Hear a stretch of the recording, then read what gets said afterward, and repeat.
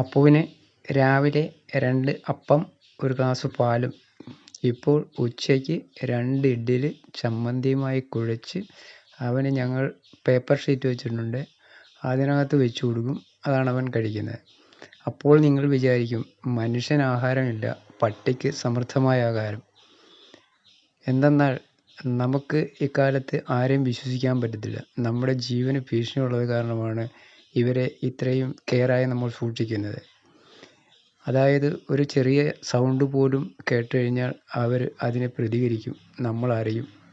അങ്ങനെ നമ്മുടെ ജീവനെ രക്ഷിക്കുന്നതുകൊണ്ടാണ് നമ്മൾ ഇത്രയും അവരെ കെയറായി നോക്കുന്നത്.